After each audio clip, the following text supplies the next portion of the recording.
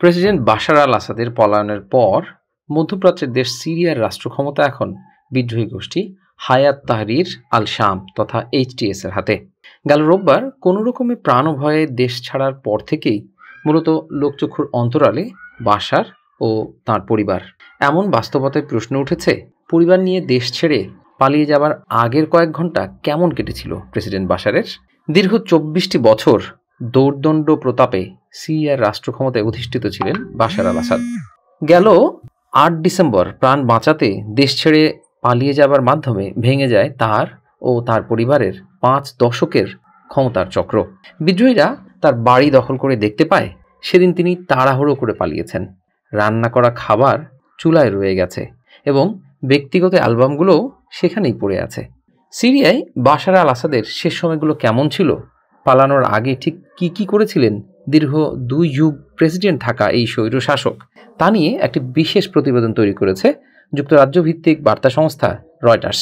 সেখানে বলা হয়েছে, পতনের আগে সিরিয়া ছাড়ার পরিকল্পনা সম্পর্কে প্রায় কাউকেই জানাননি বাশার আল আসাদ।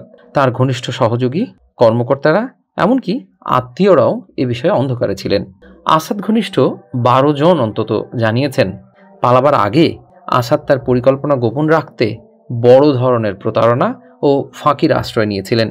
আরও জানা গেছে, দেশ ছাড়ার আগের দিন শনিবার প্রতিরক্ষা মন্ত্রণালয়ে প্রায় ৩০ জন সামরিক এবং নিরাপত্তা কর্মকর্তার একটি বৈঠকে আসাদ বলেন, রুশ সামরিক সহায়তা আসছে, পদাতিক বাহিনীকে সাহস রেখে প্রতিরোধ চালিয়ে যাওয়ার নির্দেশও দেন তিনি।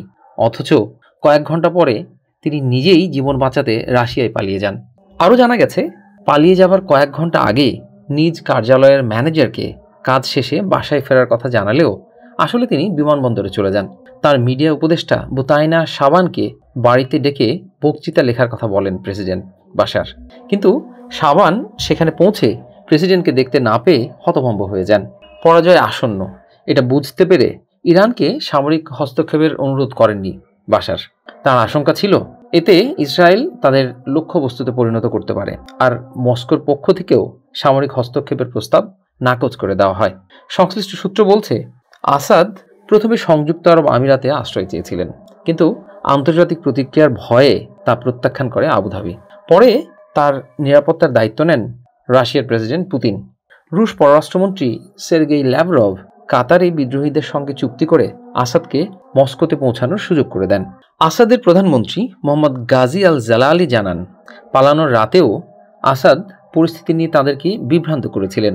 আগের রাতেও শেষ ফোনালাপে তিনি বলেছিলেন, আগামীকাল দেখা যাবে।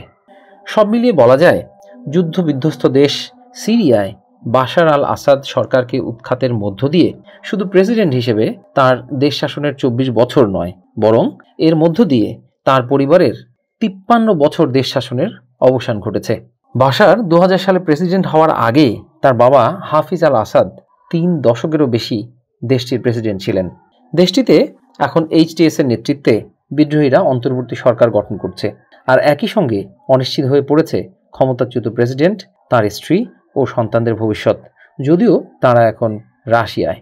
রুদ্ধশ্বাস কয়েক ঘন্টা কাটিয়ে শেষ মুহূর্তে তাড়াহুড়োয় দেশ ছেড়ে পালাবার পর রাশিয়ায় তাদেরকে রাজনৈতিক আশ্রয় দেওয়া হলেও প্রশ্ন উঠেছে, সামনে কি অপেক্ষা করছে সিরিয়ার ক্ষমতাচ্যুত প্রেসিডেন্ট বাশার আল আসাদ ও তার পরিবারের জন্য?